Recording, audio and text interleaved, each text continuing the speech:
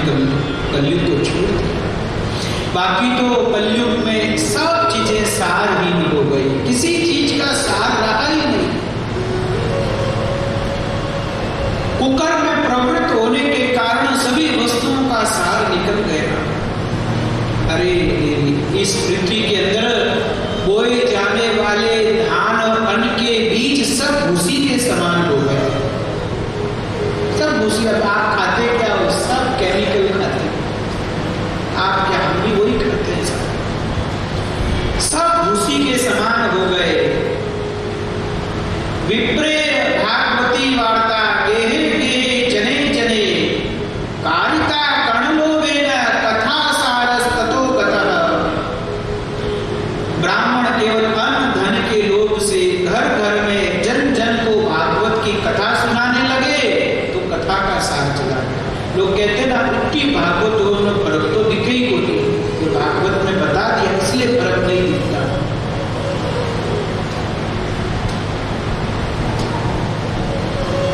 तीर्थों में नाना प्रकार के घोर कर्म करने वाले नास्तिक लोग रहने लग गए तो तीर्थों का प्रभाव चला गया। केदारनाथ बताया ना, लोग क्या करें। अभी मैं दिल्ली से हरिद्वार गाड़ी करके गया था, कथा थी तो दिल्ली में गाड़ी जो ड्राइवर था, मैंने उसको बोला, मैंने कहा ये क्या है, इतना केदारनाथ भीड़ पड़ रही है। बोले भैया कुछ मत पूछो, आजकल क्या नाटक हुआ है, 5-10 छोरे इकट्ठे हुए, 5-10 बियर की बोतलें रखी और केदारनाथ निकल गए। बोले कहा चलो ऊपर घूम के आते हैं। तो क्या कहा, तीर्थों में नाना प्रकार के घोर कर्म करने वाले नास्तिक लोग रहने लगे तो तीर्थों का सार चला गया।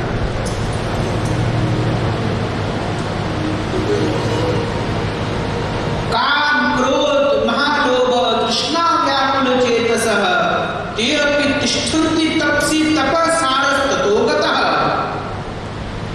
हे देवी, जिनका चित्त निरंतर काम क्रोध लोभ और तृष्णा से तपता रहता है और वे ऐसा ढोंग कर रहे उनके जैसा बड़ा कोई तपस्वी नहीं है, तो तप का सार चला गया।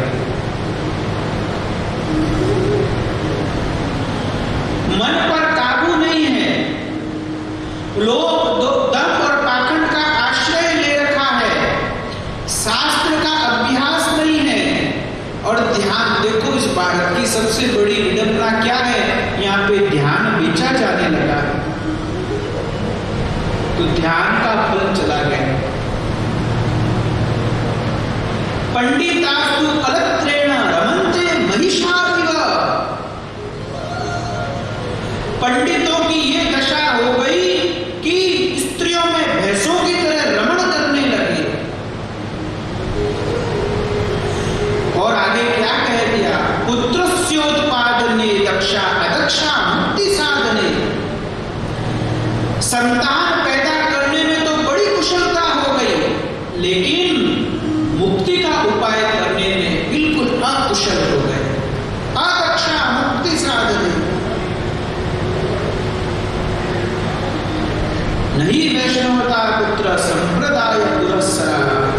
संप्रदाय के अनुसार यदि कहीं दीक्षा है, वैष्णवता है, वो भी कहीं नहीं देखने को मिलती। इसलिए देवी इस जगह जगह इस कलयुग में सब वस्तुओं का सार चला गया। सारा सारहीन होने के पश्चात भी परीक्षित ने कलयुग को छोड़ा, केवल कलौ केशव कीर्तना, केवल भगवान के नाम की महिमा के कारण।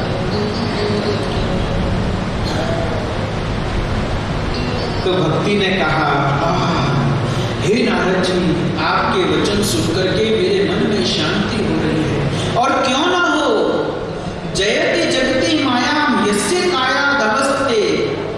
आपके एक बार उपदेश मिलने से कयाधु नंदन प्रहलाद ने माया पर विजय प्राप्त कर ली।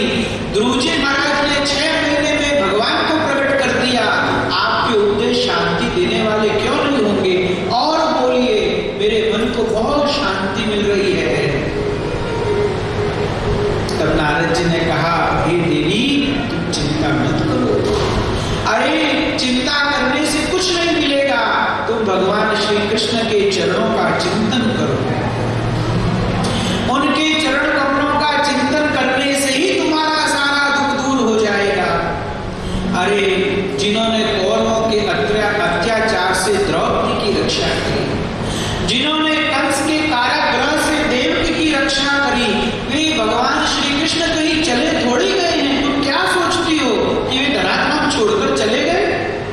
कहीं नहीं गए हैं, केवल उन्होंने अपने कलेवर को अंतर्धान किया है, बाकी तो यहीं पर है। उनका चिंतन करो। और तुम तो भक्ति हो, उनको प्राणों से प्यारी हो। अरे तुम्हारे बुलाने पर तुम नीच घरों में चली जाओ और वहां जाकर भगवान को बुलाओ तो भगवान नीच से नीच घरों में चले जाते हैं तुम्हारे बुलाने पर। तो क्या तुम्हारी रक्षा करने के लिए नहीं आएंगे? हे देवी, तुम भगवान का चिंतन करो। भक्ति ने कहा, हे नारद जी, आप धन्य हैं, आपके वचन सुनकर के मेरे हृदय में शांति हो गई। मैं वचन देती हूँ नारद जी, आपके हृदय को छोड़कर के कभी नहीं जाऊंगी, अर्थात आपके हृदय में हमेशा भगवत भक्ति बनी रहेगी। कितना बड़ा वरदान है भाई। मां जानकी के सामने हनुमान जी आए और पूरी इतना सुंदर, वो आप सुंदरकांड का पाठ करते हो, आपको पता है मां ने वहां 6 वरदान दिए। अजर अमर गुण निधि सुत हो, ए बेटा अजर हो जा। हनुमान जी बस ऐसे मुंह लटकाए बैठे, अजर हो जा और मुंह लटकाए, अमर हो जा, चल अजर नहीं तू अमर हो जा।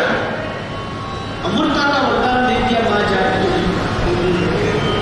अरे बेटा क्या हुआ, तेरे अंदर 7 गुण होंगे, जा।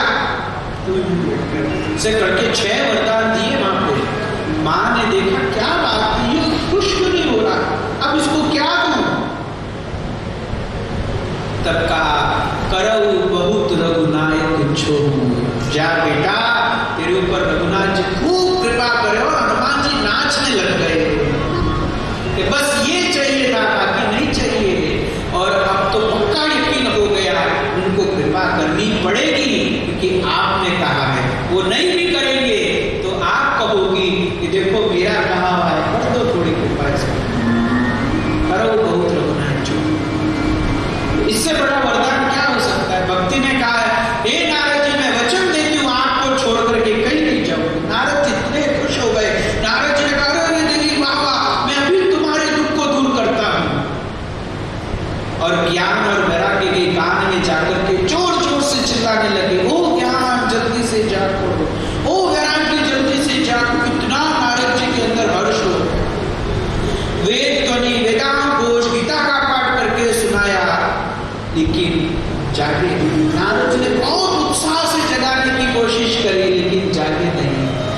तब नारद जी ने कहा, भक्ति ने मुझे वरदान दिया है, मुझे छोड़ करके नहीं जाएगी, तो मेरा भी कर्तव्य है, मैं भक्ति के दुख को दूर करूंगा। और भक्ति को कहा, भक्ति चिंता मत करो, मैं तुम्हारे दुख को दूर करूंगा। उसी समय आकाशवाणी हुई, हे नारद जी, तुम्हारे इस दुख को, इस पीड़ा को कोई संत कोई उपाय से शांत करेंगे। तो नारद जी का उपाय क्या है? कई संतों को पूछा तो कई संतों ने कहा, जब नारद जी को पता नहीं तो हमको कैसे पता चला? कई जगह जाते तो कोई संत बैठे होते, वो देखते नारद जी आ रहे हैं, पूछ न ले, पहले ही खिसक लेते। नारद जी बड़े दुखे हुए और फिर बद्रिकाश्रम गए जहां ये सनकादिक मिले। और नारद जी ने उनको सारी बात बताई और कहा, अरे सनकादिकों, आपके मुख पर तो हर समय हरि शरणम कीर्तन नृत्य करता रहता। आप तो ब्रह्मा जी के प्रथम पुत्र हो और पूर्व काल में केवल आपकी भृगुटी विलास से केवल थोड़ी सी आपने बोले क्या तानी कि भगवान के पार्श्व नीचे गिर गए। इतना आप में तपोबल है। हे महाराज, मुझे बताओ ना, वो क्या उपाय है जिससे भक्ति का दुख दूर हो जाए? सनकादिक खूब खुश हुए, खूब प्रसन्न हुए और बोले, हे नारद जी, अब आप भी खुश हो जाओ। अरे आप भूल गए क्या? आपने तो अपने पिता ब्रह्मा जी से भागवत सुनकर के व्यास जी को सुनाई थी। उसी चतुश्लोकी भागवत को अब उनके पुत्र भागवत महापुराण के रूप में गाए हैं। उसी शुद्ध शास्त्र का आप फिर से प्रवचन करो, भागवत की कथा सुनाओ उनको, वो पुष्ट हो जाएंगे। तो नारद जी ने कहा, महाराज, मैंने वेद पढ़ाए, वेदांत पढ़ाए, गीता पाठ सुनाई, फिर भी वो नहीं जागे। तो बोले उनको भागवत सुना। भागवत के अंदर वो शक्ति है। नारद जी ने कहा, हे महाराज, मुझे इसका अनुष्ठान कहाँ करना चाहिए? चले जाओ हरिद्वार, आनंद नाम के घाट पर। नारद जी हरिद्वार गए। आनंद नाम के घाट पे गंगा जी का जल लिया, जो ही संकल्प किया, भूलोक, भुवनलोक, स्वर्लोक सब जगह हल्ला हो गया। भागवत की कथा होने वाली, सब लोग दौड़ दौड़ कर आने लगे। व्यास जी महाराज, देखो कौन कौन आ रहे हैं। व्यास जी, व्यास जी के पिताजी पराशर जी, भृगु, वशिष्ठ, च्यवन, गौतम, सब महात्मा लोग वहां आ गए। 17 पुराण, 4 शास्त्र आ गए, सभी नदियां आ गई। और जो लोग थोड़ा अभिमान के कारण नहीं आ रहे थे, हमें तो न्योता ही नहीं दिया कथा का, बुलाया ही नहीं हमको, ये बीमारी उस समय भी थी। भागवत में लिखा है, गुरुत्वा तत्र नायातान भृगु संबोध्य चान्यत। जिन लोगों को अभिमान था, मैं बुलाया ही नहीं, उन लोगों को भृगु जी महाराज समझा बुझाकर, अरे भाई छोड़ो अभिमान, कथा में चलो। देखो भाई, अगर हमारे झुकने से किसी का कल्याण होता हो तो झुकना श्रेष्ठ है। भले कोई अभिमान वश बैठा हो तो कोई बात नहीं, आप पधारो साहब, आप कथा में आओला तो कथा रिशोगा, कहने भी क्या, और वो आवे कथा सुने तो उसका कितना लाभ होगा सोचो। आप लोग कथा में आओ ना तो 2-2, 3-3 जनों को सुखद लेकर के आओ। मैं यहाँ भीड़ बढ़ाने के लिए नहीं कह रहा हूँ कि लोग देखो महाराज ने भीड़ बढ़ानी आपकी कथा में, भीड़ बढ़ाने की बात नहीं करता हूँ। इसलिए कहता हूँ कि जो लोग नहीं आते उनको भी लाओ कथा में, उससे भगवान बहुत खुश होते हैं। जो खुद लगते हैं उनसे तो खुश होते ही हैं, जो औरों को लगा तो उनसे ज्यादा खुश होते हैं। भगवान ने सनकादिकों को कहा, जब ये सनकादिक वैकुंठ गए और जय विजय को श्राप दिया, तो भगवान ने सनकादिकों को कहा, हे सनकादिकों, मैं आपसे इतना खुश हूँ, इतना खुश हूँ, और मैंने आप लोगों के लिए वैकुंठ बनाया है क्योंकि आप लोगों को मुझ में लगाते हो। जो लोगों को भगवान में लगाता है उससे भगवान बहुत खुश होते हैं। ये भागवत की कथा के जो मन में संकल्प लेकर के जिन्होंने ये आयोजन किया ना, उनके ऊपर भगवान की बहुत कृपा थी। भागवत में आएगा कि भगवान को जब अपना कर्जा उतारना होता है, भगवान को अपना कर्जा उतारना होता है, तो भगवान उसको भागवत देते हैं। भगवान को कर्जा उतारना होता है, इसलिए आप सब लोग आओ और लोगों को भी लेकर। 2 घंटा कम सोए और क्या। वैसे चलकरण जी में नियम है 1 से 4 का, मुझे पता है, आज पता चला मुझे। ठीक है भाई, सोना भी अपनी जगह जरूरी है, वो भी सोना अपनी जगह, ये भी सोना अपनी जगह, दोनों की। पर तो भी 4 बजे आओ, लोगों को लेकर के आओ, थोड़ा कोशिश करो जल्दी आ जाओ, आधा घंटा। पूरी जिंदगी नींद लेनी है, और ये कथा का 1 दिन पूरा हो गया, 6 दिन के बाद फिर नींद ही लेनी है। और कोरोना टाइम में तो सबने भरपूर नींदें लिए, खाए और सोए, 2 ही काम किए। कई लोग तो इतने मोटे हो गए उन्होंने गेट तुड़वाने पड़े बाहर निकलने के लिए। मजाक की बात है, खाए और लोगों का वजन बढ़ गया भाई।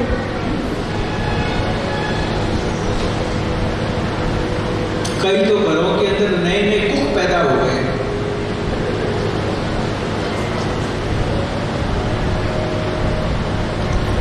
तो थोड़ा सा समय निकालो, और जो नहीं आते उनको भी कहो भैया चलो कथा के अंदर, इतना अच्छा मौका है भगवान की कथा। मैं भी आपके माध्यम से कथा सुन रहा हूँ, कह नहीं रहा हूँ, ये लेकर बैठा हूँ पुस्तक, इसलिए मैं यहाँ पर खुद आपके साथ साथ कथा को सुनता हूँ। यहाँ बैठा बैठा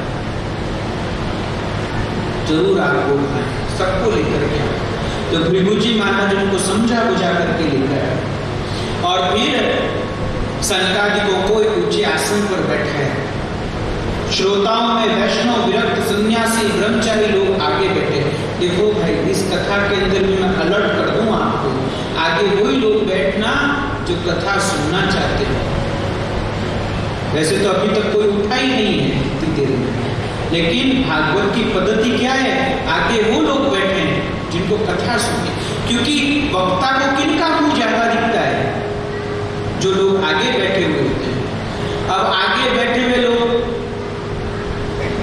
ऐसे बैठे रहे और या फिर वो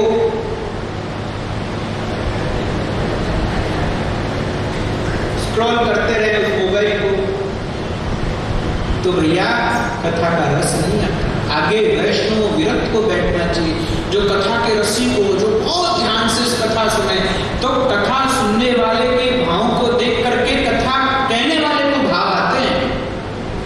इसलिए ये पद्धति बैठा है। आगे वैष्णव विरक्त और सन्यासी बैठे हैं, एक और ऋषिगण, एक और देवता, एक और वेद, और सब लोग ऐसे से बैठ गए।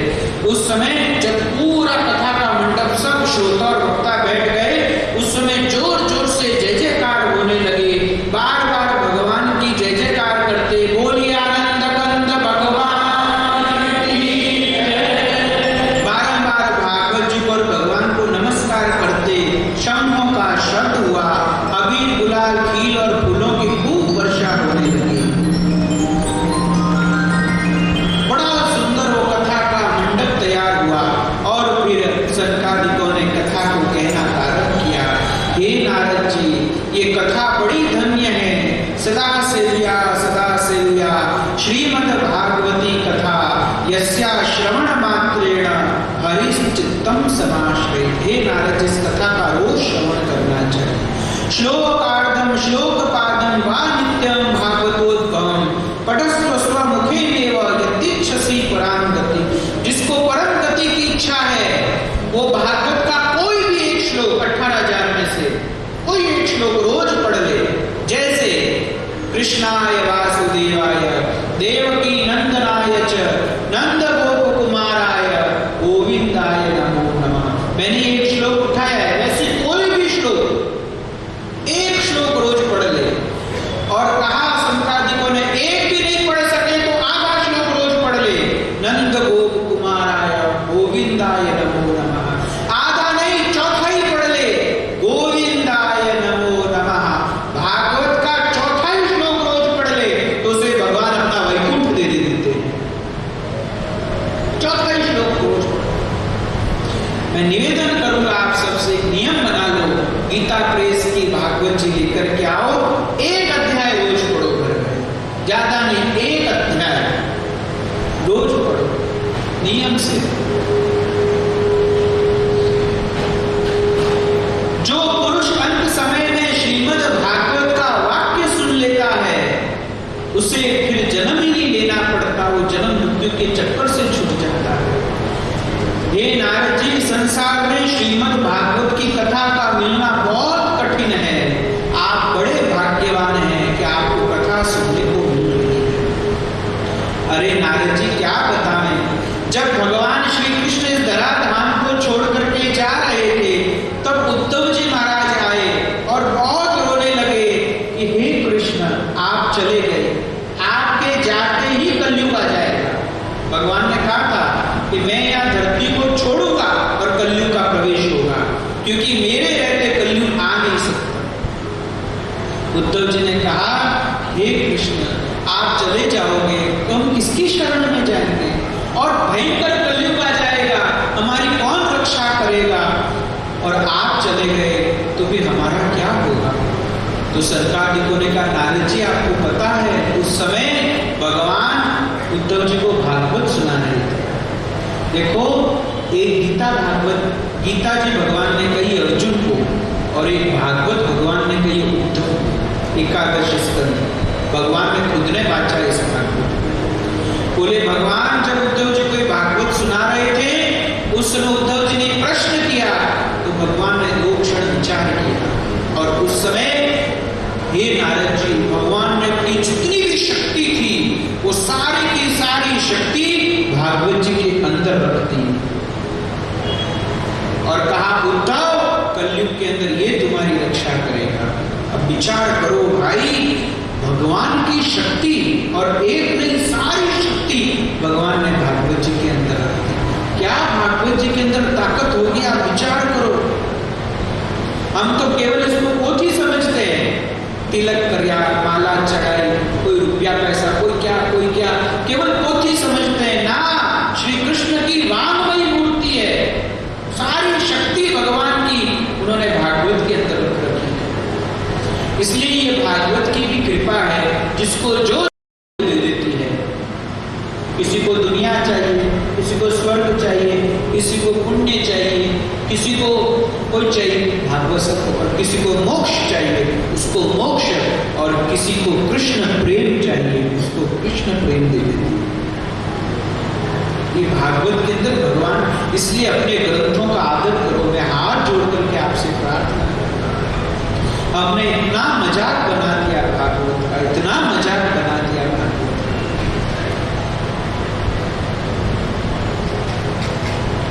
अब आजकल लोग मेरे को कहते हैं कि महाराज कोई नई कथा सुनाओ।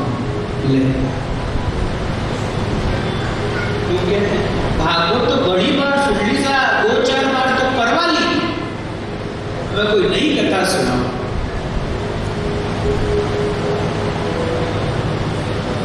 अभी 1-2 बार लोगों के कहने से मैंने शुरू भी किया, मायरा शुरू किया। मैंने देखा भैया लोगों के तो थोड़ा भक्तों का चरित्र सुनाए, लेकिन ओहो लोगों ने ऐसा मजाक बनाया मायरे का।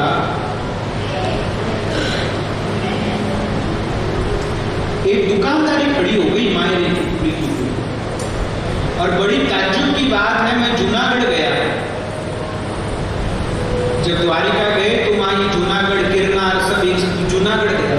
तो मैंने कहा भैया नरसिंह मेहता रहते थे, तो किसी को पूछा तो बोले नरसिंह जी का चौराया है, वही नरसिंह जी का घर है। तो मैं गया, वो बेचारे ब्राह्मण देवता बैठे थे, टूटा फूटा पड़ा पूरा। ये अभी 3 कोरोना के 1 साल पहले पंडित जी बैठा गए, पंडित जी उठ करके आए और बताया कि देखो साहब ये वही विग्रह है जिसकी नरसिंह मेहता पूजा करते थे, पूरा खंडर हो रहा है प्रसाद। और वो बाढ़ जो रहे थे, कोई कुछ रखे यहाँ। तो मेरे मन में आया कि ये जिनकी पूजा कर रहे हैं उनके नाम पे लोगों ने बहुत मायरा इकट्ठा किया है, लेकिन नरसिंह जी की सुध किसी ने नहीं दी। हमें यहाँ पर कुछ करना चाहिए। क्या मायरे का मजाक बना दिया, खी करके हंसते हैं, नाटक करते हैं, वो करते हैं। इससे भक्तों का अपमान होता है मेरे भाई, भक्तों का अपमान होता है। आप जरा सोचो कि नरसिंह मेहता की क्या भक्ति थी, पराकाष्ठा थी उसकी भक्ति की। आप विचार करो किस ऊंचाई पर वो बैठे थे, जहां ऐसा भरोसा कुछ भी नहीं था, सब पूरी दुनिया उनकी विपरीत हो गई, लेकिन कृष्ण का आसरा लेकर के वो अपनी बेटी का मायरा भरने के लिए रवाना हो गए।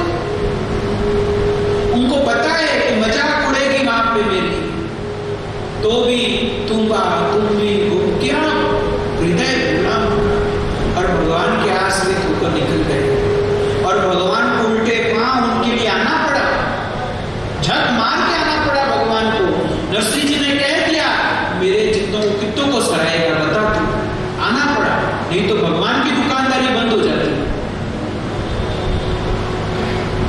ये मायरा है भाई, इसको मजाक बना दिया लोगों ने, भागवत को मजाक बना दिया। कई जगह कथा होती, पहले दिन ही आके लोग पूछते आज झांकी क्या बनानी है। अरे इसके अंदर जो झांकी है उसका दर्शन कर लो ना, तो बाकी कोई झांकी देखने का मन ही नहीं करेगा। गोपियां कहती है वेणुगीत में, बरहा पीड़म नटवर वपु कर्णयो कर्णिकार विप्रवास कनक पीशम वैजयंतीम चमाला रंध्रान वेणोर अदर सुधया पूर्यम गोपवृंदे वृंदारण्यम स्वपदर्मणम प्राविशद गीत कीर्ति। अरे गोपी, अरे सखी देखो तो सही, वह नंद का लाल, वह यशोदा का लाल, वह श्याम सुंदर अपने मुख के ऊपर कितने सुंदर सुंदर आम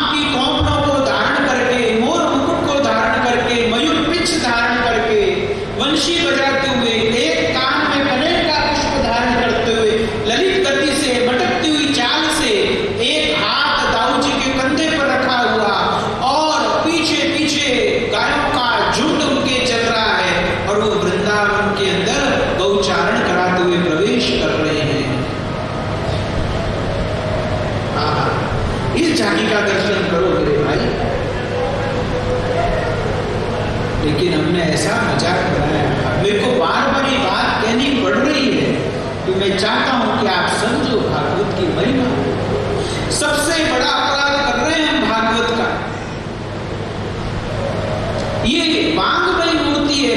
यहाँ कहा है संतादिकों ने, नारद जी भगवान ने अपनी सारी शक्ति भागवत के अंदर रख दी, सारी शक्ति। आप सोचो भागवत क्या कर सकते। आप अमृतसर जाओ स्वर्ण मंदिर के अंदर, तब पता लगेगा कि क्या रेस्पेक्ट होती है ग्रंथों। गुरु ग्रंथ साहिब को देखो, क्या रेस्पेक्ट है उनकी। हमने अपने शास्त्रों की अवहेलना शुरू करी, वहीं से हिंदू धर्म का पतन शुरू हुआ है, ध्यान रखना। जब से हमने अपने शास्त्रों को व्यापार बनाया है, सौदा करना शुरू किया है, तब से हमारे हिंदू धर्म का पतन शुरू हो गया। और मैं गर्व से कहता हूं कि मैं हिंदू हूं, और हिंदू में भी हमारी गोद में शुक शास्त्र है। आप देखना, इससे बड़ा कोई वैज्ञानिक ग्रंथ नहीं है, इससे बड़ा कोई आध्यात्मिक ग्रंथ नहीं है, इससे बड़ी वैराग्य और ज्ञान की बातें किसी में नहीं है। भगवान ने अपनी सारी शक्ति भागवत के अंदर रखी। हे नारद जी, क्या बताएं इस भागवत के अंदर कितनी महिमा है। ये बातें जब कह ही रहे थे, उसी समय भक्ति ज्ञान वैराग्य को लेकर बीच में सभा के नाचती हुई श्री कृष्ण गोविंद हरे मुरारे नाथेति नामानि मुहुर् वदन्ति। श्री कृष्ण गोविंद हरे मुरारे, हे नाथ नारायण वासुदेव। ये कीर्तन करते हुए प्रकट हो गए। नारद जी ने कहा, अरे भक्ति कहां से आ गई। बोले, अभी अभी जो भागवत की महिमा गाई है, उससे भक्ति ज्ञान वैराग्य के सब शरीर पुष्ट हो गए, और कथा शुरू भी नहीं, उससे पहली भक्ति का दुख दूर हो गया। अब जब भक्ति आई है तो भाई भगवान को भी आना पड़ेगा। और सूत जी ने कहा, हे शौनक जी, भक्ति का प्रादुर्भाव देख करके भगवान से भी नहीं रहा गया, क्योंकि जहां भक्ति वहां भगवान। भगवान अपने वैकुंठ को छोड़ करके और उसी समय उस सभा के अंदर प्रकट हो गए। बोलिए आनंद कंद भगवान। भगवान की लीला परिकर उद्धव आदि भगवान के साथ प्रकट हो गए। नारद जी देखने लगे, भगवान आ गए। अरे आप? बोले, मैं भी कथा सुनने के लिए आया हूं। बैठो बैठो। भगवान को भी एक आसन पर बैठाया, बैठो। तब नारद जी ने कहा, हे सरकार को, मैंने इससे बड़ी भागवत की महिमा को नहीं देखा। भागवत शुरू नहीं हुई, उससे पहले इतनी बड़ी बड़ी घटनाएं घट गई। क्या इससे बड़े से बड़ा पापी भी मुक्त हो जाता है? कितना भी बड़ा पापी हो। संतादिकों ने कहा, हम आपको इतिहास सुनाते हैं। तुंगभद्रा नदी के तट पर एक आत्मदेव नाम का ब्राह्मण रहता था। उसके कोई संतान नहीं थी। उसने अपने जीवन की आधी कमाई दान कर दी, ताकि मुझे कोई संतान हो जाए, और उसे किसी संतान का मुख देखने को नहीं मिला। एक दिन वो बड़ा दुखी हुआ, एक सरोवर के पास जाकर के बैठा। उसी समय वहां कोई सन्यासी आया। उसने कहा, क्यों रोते हो? उसने कहा, महाराज क्या, मेरे कोई संतान नहीं। सन्यासी ने कहा, अगर संतान से कल्याण होता तो हे आत्मदेव ब्राह्मण, कुकर सुकर जो गली के कुत्ते और सुअर हैं, उनके 10-10 संतानें होती है, उनका कल्याण पहले होना चाहिए। संतान से कल्याण नहीं होता। आत्मदेव ब्राह्मण माने। सन्यासी ने कहा, मैं तुम्हारे 7 जन्मों को देख करके कह सकता हूं कि तुम्हारे 7 जन्मों को कोई पुत्र सुख संतान सुख नहीं मिला। आत्मदेव ब्राह्मण ने कहा, जब आप 7 जन्मों तक जाकर के अपने तपोबल से देख सकते हो, तो अपने तप से मुझे संतान भी दे सकते हो। अब मैं आपको नहीं छोड़ूंगा। सन्यासी ने एक फल दिया और कहा, इसे अपनी पत्नी को खिला देना। और लाकर के वो फल आत्मदेव ब्राह्मण ने अपनी पत्नी को खिलाया। उनकी पत्नी बड़ी अजीब स्वभाव की थी। उसका नाम था धुंधली। उसने अपनी सहेली को कहा कि हे सखी, ये फल मैं नहीं खाऊंगी। इस फल से मुझे बड़ी तकलीफ होगी, मेरा पेट बढ़ जाएगा, मुझसे कुछ खाया पिया नहीं जाएगा, और मेरे गर्भ में ये बालक रहेगा, और गांव में कहीं डाकू आ गए तो मैं गर्भिणी स्त्री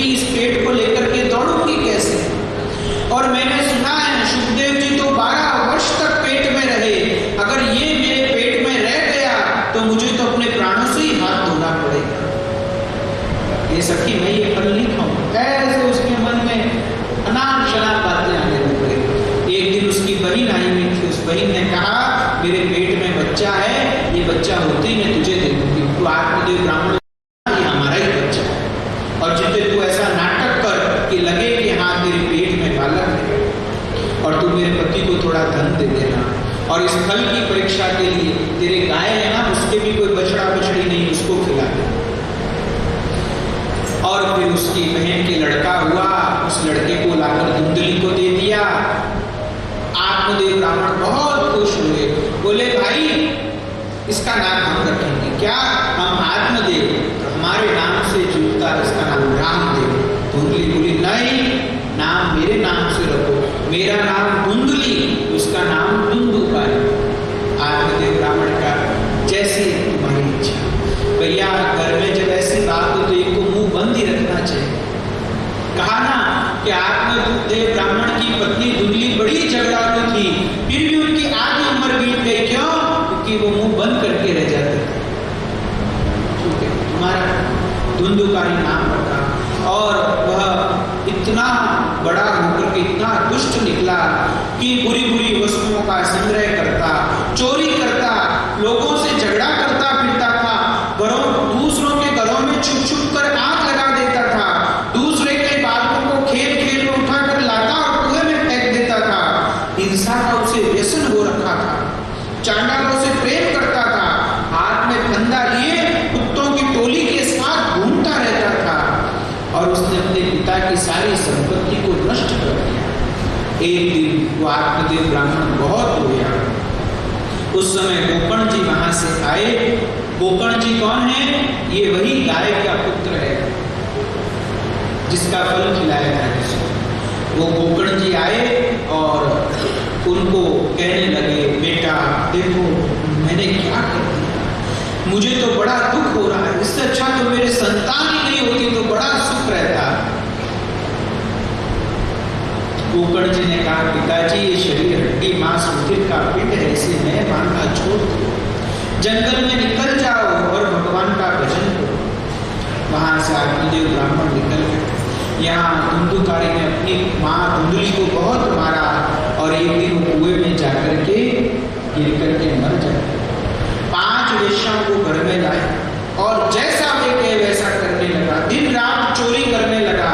एक दिन उन वेश्याओं ने सोचा कि रोज चोरी करता है, कभी न कभी राजा इसको पकड़ेगा और इसको मृत्यु दंड देगा, इसके साथ हम भी पकड़ी जाएंगी, अगर इसको मरना ही है तो हम इसको मार देते हैं और पैसा लेकर के यहाँ से चल चले।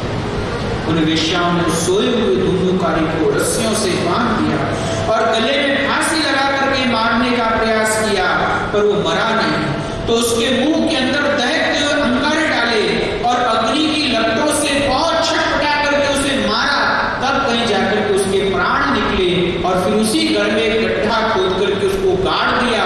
किसी ने पूछा धुंधुकारी कहाँ गया? तो उन्होंने कहा वो विदेश गए हैं, ऐसे 2-4 दिन रह करके वहां से सारा धन लेकर के चली गई। ये धुंधुकारी प्रेत बना और बवंडर के रूप में दशों दिशाओं में भटकने लगा। भूख प्यास से व्याकुल होकर के हाथ देव चिल्लाने लगा। एक दिन गोकर्ण जी आए हुए थे। गोकर्ण जी रात के समय अपने घर के अंदर थे। उसी समय ये कभी भैंसा बन जाता, कभी हाथी बन जाता, कभी ऊंट बन जाता। गोकर्ण जी ने देखा ये कोई सताई हुई आत्मा है। कौन है तू? बोलता क्यों नहीं?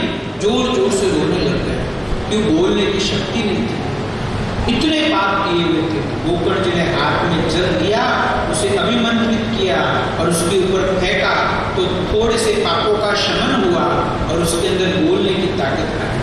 और उसने कहा भैया मैं तुम्हारा भाई धुंधुकारी, मैंने अपने दोष से अपने ब्राह्मणत्व को नष्ट कर दिया, मेरे कर्मों की कोई गिनती नहीं है, और लोगों से मैंने बड़ी हिंसा की थी, इसलिए अंत में उन उल्टा स्त्रियों ने भी मुझे तड़पा करके मारा है। मैं बहुत बड़ी दुर्दशा में हूँ, मैं इस प्रेत योनि को भोग रहा हूँ, मेरे कष्ट की कोई सीमा नहीं है, मुझे जल्दी से इस योनि से छुड़ाओ, मैं बहुत तकलीफ पा रहा हूँ। गोकर्ण जी ने कहा हे धुंधुकारी, मैंने तुम्हारे लिए गया श्राद्ध कर दिया, पिंडदान कर दिए, जिस तीर्थ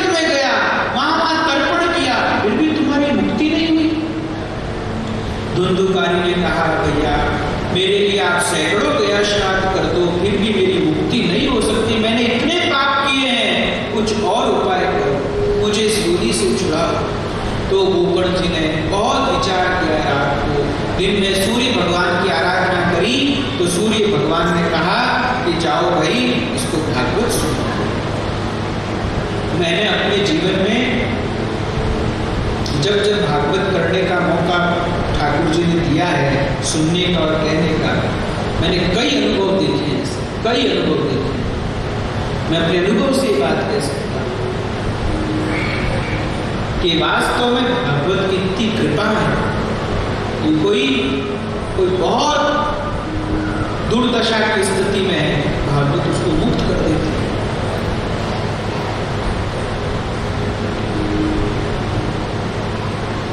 कहा भागवत की कथा सुनाओ।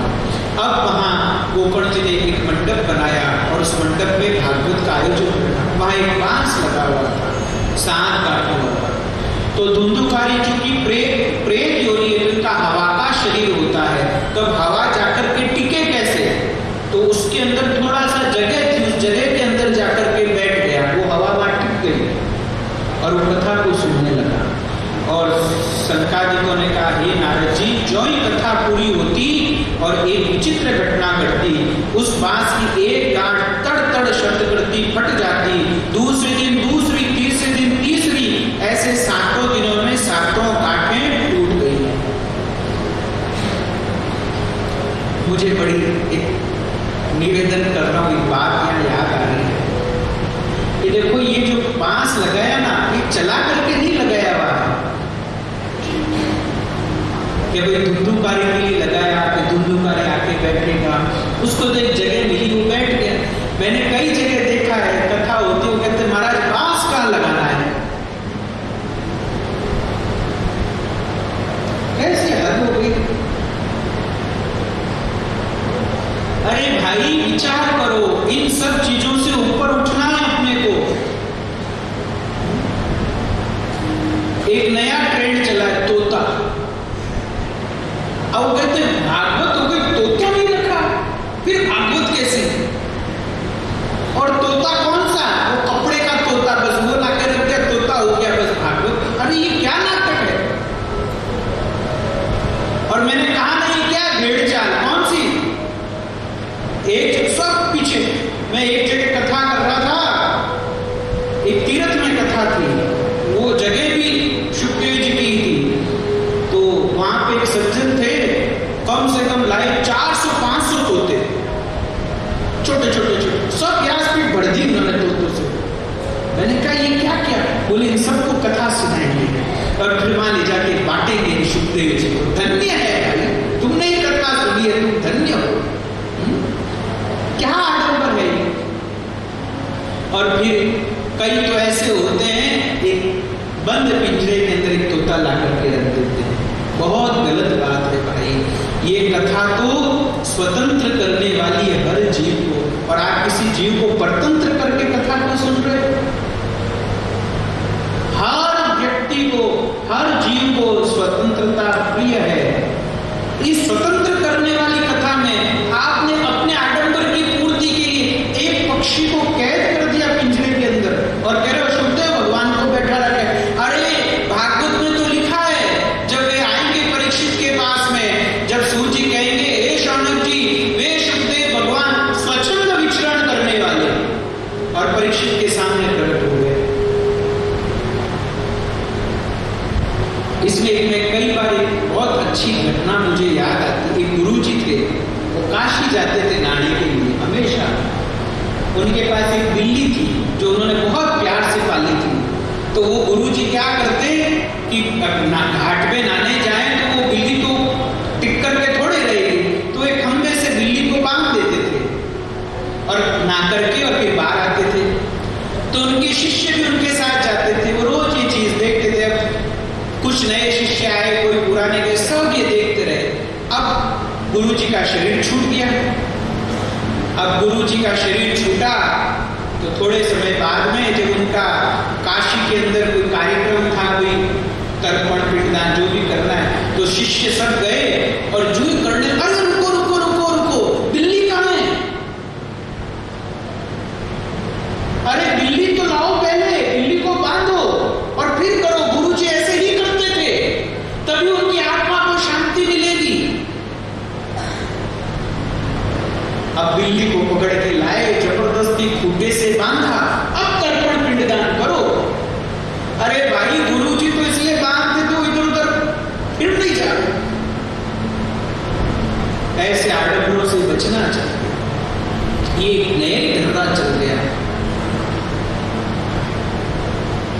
बांस लगा, बांस तक की बात आ गई, हद हो गई भाई से। ये इसलिए मैंने मना किया, मैंने कहा कुछ मत रखो, बस जैसे व्यास को कहते लोगों की तो भावना क्या रहती है, कुछ फल लाएंगे ना उसको भी व्यास भागवत जी के ऊपर रखेंगे, फल ज्यादा होगा इसमें।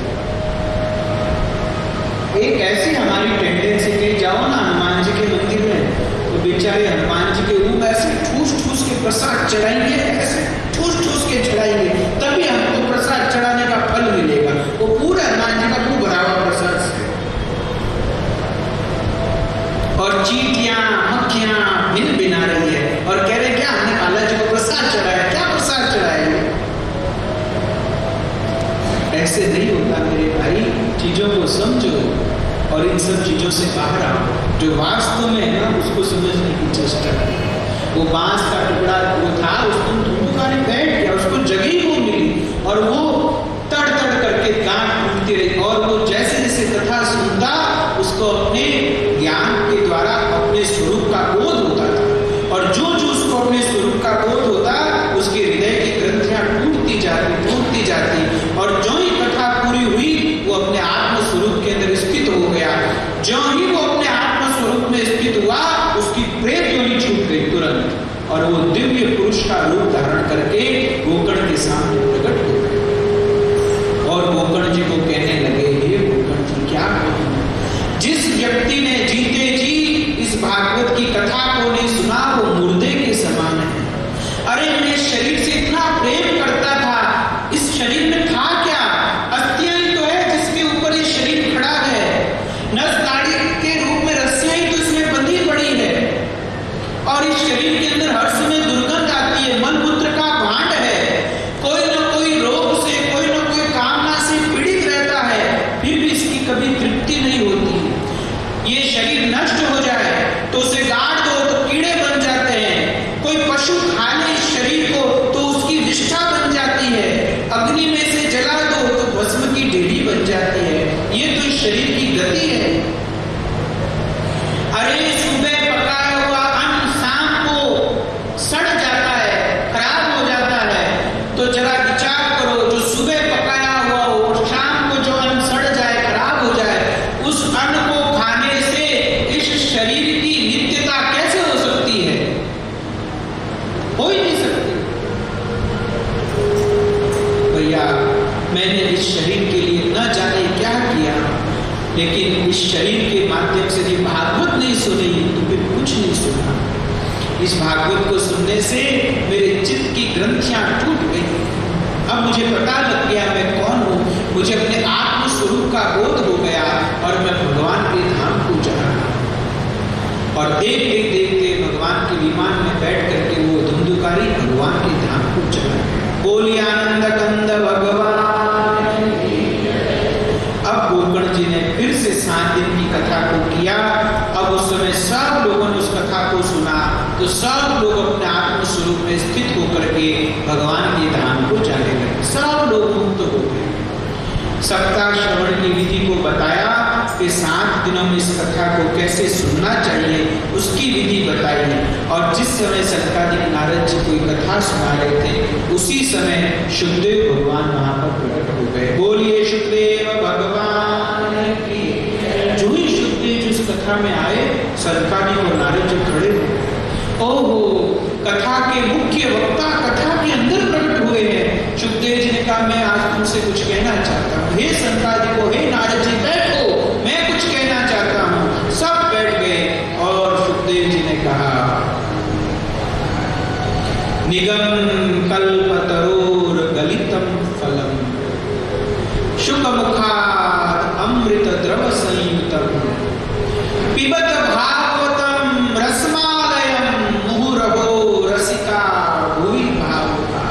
हे नारद जी, हे सनकादिको, ये भागवत कल्प वृक्ष का पका हुआ फल है, बहुत मीठा है, मैंने चखा है इसको। शुकमुखाद अमृत द्रव संयुतम, इसलिए इसको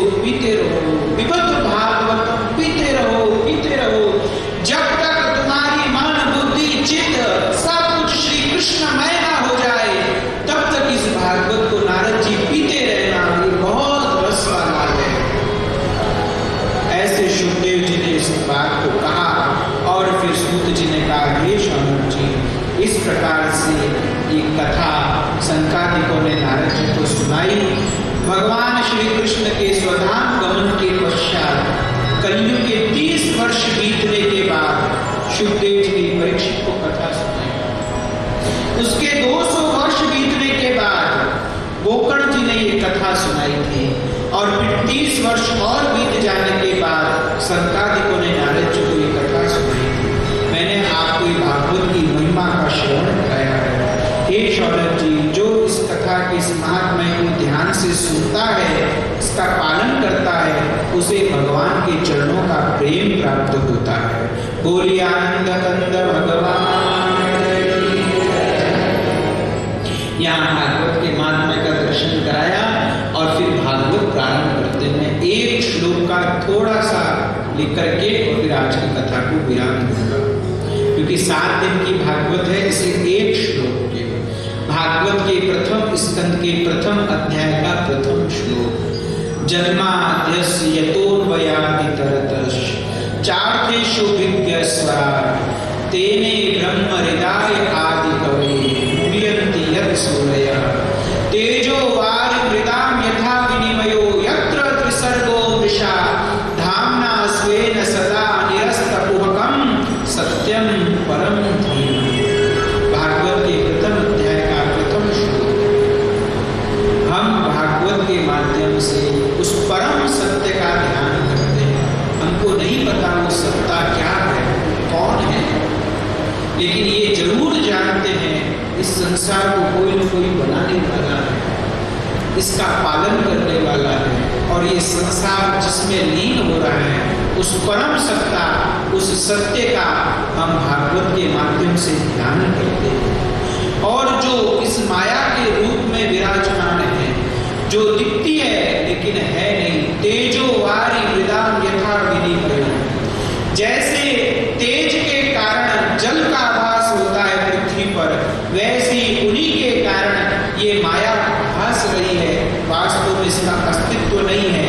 उस माया के पीछे जो उसको प्रकाशित करने वाले हैं, उस सत्य स्वरूप परमात्मा का मैं भागवत के माध्यम से ध्यान करता हूँ और उनके चरणों में बार बार प्रणाम करता हूँ। ये भागवत का प्रथम श्लोक। उस सत्य का हम इन बाकी के 6 दिनों में ध्यान करेंगे और उनका स्मरण करेंगे। आज की कथा को यहीं पे विराम दूंगा और मैं एक बार फिर से व्यासपीठ की ओर से शिव राणा गौशाला ग्रुप को और उनके सभी कार्यकर्ताओं को हृदय से बहुत बहुत साधुवाद दूंगा कि उन्होंने इतना सुंदर आयोजन रखा। भगवान उनके संकल्प को बहुत अच्छे ढंग से और बहुत विस्तार से सेवा भाव से पूरा करें। और मैं आप सब चरणवासियों से प्रार्थना करूंगा कि इन जो युवान भाइयों ने एक संकल्प उठाया है, इसको बहुत उत्साह से हम सबको पूरा करना है और इनके साथ मिलकर के इस कार्य को आगे बढ़ाना है। ये मैं व्यासपीठ से आप सब चरणवासियों से प्रार्थना करता हूँ। और कल आप जरूर पधारें और लोगों को लेकर के आए समय से। आइए 2 मिनट कीर्तन और फिर आरती और कथा को विराम। बजाज श्रीमान, हमसे भी निवेदन है, कृपया मंच पर बनाए। आज का जो प्रसाद व्यवस्था रखी गई है, गंगी देवी नंदलाल जी लाहौटी की तरफ से आज जो सुबह शोभा यात्रा हुई, उसमें जिन लोगों का हमें सहयोग मिला, राधा मोहन प्रोसेस के पंकज जी बेटे, बसंत कॉलोनी के बालमुकुंद जी बिरला, लिंबू चौक श्रीला सत्संग मंडल सो रेखा जी राठी, आवाड़े नगर श्रीमान बजरंगलाल जी काबरा, आप सभी से निवेदन है कृपया आप मंच पे पधारें और महाराज श्री से आशीर्वाद प्राप्त करें।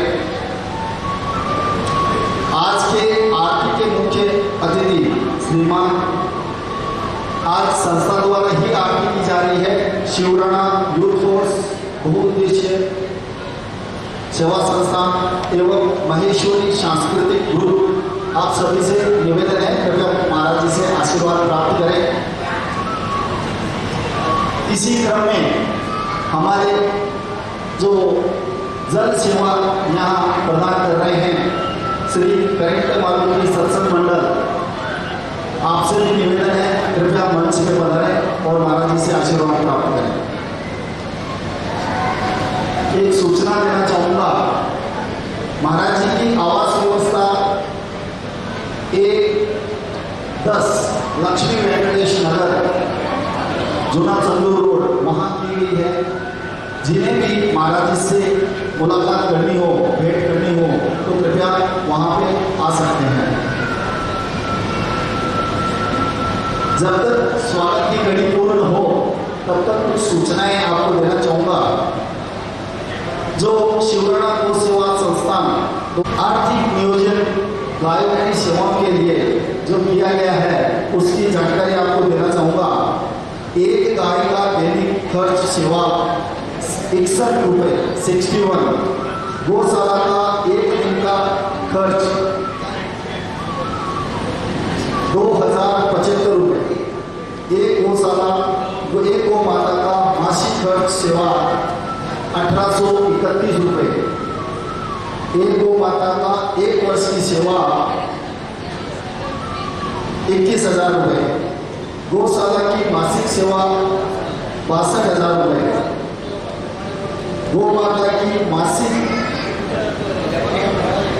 वैद्यकीय सेवा जो गौ माताओं की तबीयत खराब होती है उनकी वैद्यकीय सेवा 2400 रुपये, गौ माता का दैनिक भरडा जो हमारे 50 रुपये, गौ माता की मासिक भरडा की सेवा है। शिवराणा गौशाला द्वारा बहुत समय से चालू है। पीछे बहुत से गांव में अपने को उदाहरण ऐसे मिले हैं कि कतल खाने पे जा रही गायों को अपने इन भाइयों ने जाके एवं पुलिस के सहयोग से वहाँ की गायों को छुड़ाया है और उन गायों को माता की सेवा करते हैं कि नहीं। इसी प्रकार यहाँ से जो भी गाय है इसी प्रकार की यदि कोई शारीरिक दृष्टि से या किसी भी प्रकार से छंद विक्षत आदमी को माता रहती है तो उसका वैद्यकीय सेवा एवं उसका लालन पालन या अपनी शिवराणा को सेवा करती है।